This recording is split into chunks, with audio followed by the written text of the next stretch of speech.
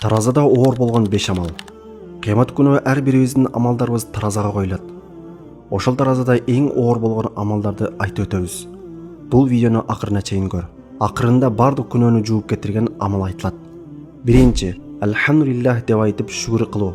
Пайгамбар саллаллаху алейхи ва саллям айтты: тазалык ыймандын жартысы. Ал эми Алхамдулиллах сөзү таразаны толтурат. Андыктан кандай абалда болбойлу Аллахка чын дилден шүгүр кылуу амалдарыбызды оорлотот жана ошол жакшылыктарды Аллах көбөйтүп берет. Экинчи, эң биринчи эсеп-кысап. Пайгамбар саллаллаху алейхи ва саллям айтты: кыямат күнү пенденин амалдарынан эң биринчи сурала турган нерсе намаз. Эгер намазы жакшы болсо, анда ал ийгиликке жетип кутулат. Ал эми намазы начар болсо, анда зыян тартып кыйроого учурайт. Үчүнчү, Субханаллахил азим деп айтуу. Пайгамбар саллаллаху алейхи ва саллям айтты: тилге жеңил, таразада оор жана мээримдүү, Аллахка сүйкүмдүү болгон эки сөз бар. Субханаллахи ва бихамди, Субханаллахил азим. Кыска сөз, бирок чоң сооп. Бул сөздөрдүн мааниси Аллах бардык кемчиликтерден аруу жана ага мактоолор болсун.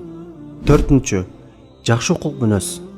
Пайгамбар саллаллаху алейхи ва саллям айтты: кыямат күнү ыймандуу адамдын таразасында жакшы кулк мүнөздөн өткөн оор нерсе болбойт.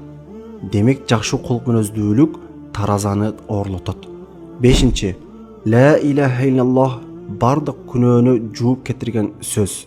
Пайгамбар саллаллаху алейхи ва саллям айтты: кыямат күнү бир пенденин 99 китеп күнөөсү таразага коюлат. Ар бир китептин узундугу көз жеткен жерге чейин болот.